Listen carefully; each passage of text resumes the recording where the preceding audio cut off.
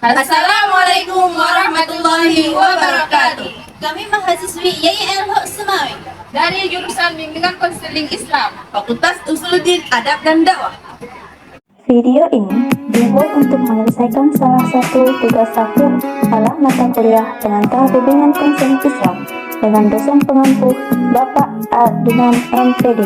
Kami kelompok 1 terdiri dari 3 anggota yang masing-masing bekerja sama memenuhi tugas dengan materi tujuan bimbingan konseling.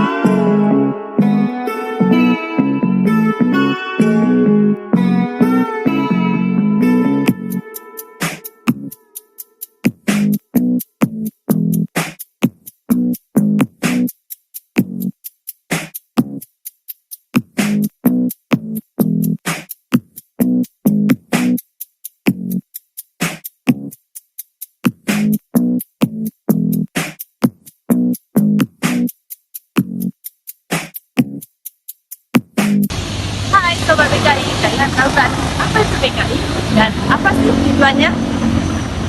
PKI itu adalah bimbingan dan konseling Islam.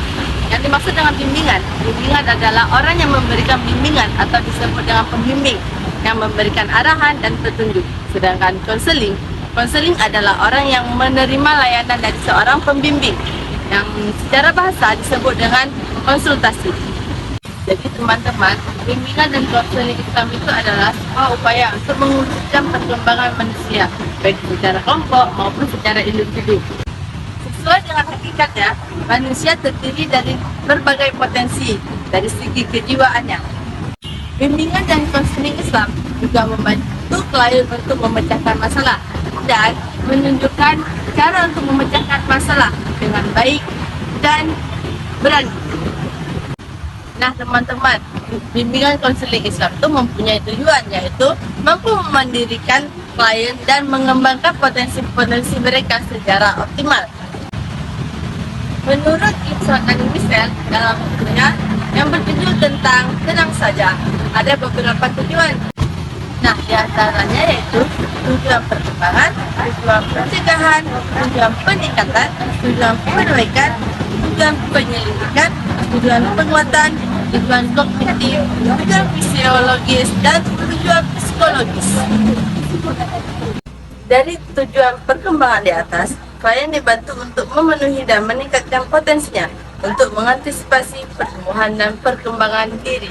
Maksud dari tujuan pencegahan di atas yaitu konselor membantu klien untuk menghindari sebuah hasil yang tidak diinginkan. Selanjutnya, tujuan perbaikan. Yang dimaksud dengan tujuan perbaikan yaitu membantu mengatasi masalah yang tidak diinginkan.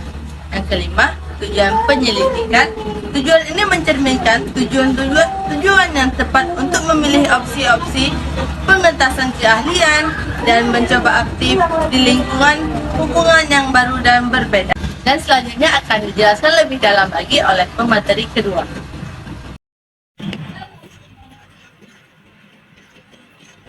Baik, setelah kita mendengar penjelasan dari pemateri pertama, saya sebagai pemateri kedua ingin menjelaskan bahwa tujuan bimbingan konseling itu dibagi jadi 2. Yang pertama, tujuan umum.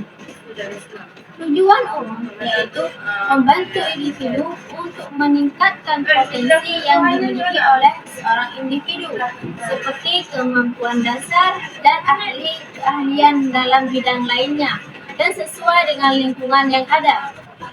Yang kedua, tujuan khusus. Tujuan khusus yaitu menguraikan tujuan umum. Tujuan khusus yaitu membantu individu untuk menyelesaikan masalah yang ada, kemudian membantu individu untuk tidak mendapatkan masalah yang lain, dan yang terakhir membantu individu untuk menjadi yang Nah, dari ini dapat kita bedakan bahwa tujuan umum dia membantu individu untuk menjadi manusia yang berpotensi dan mendapatkan kebahagiaan dunia dan akhirat.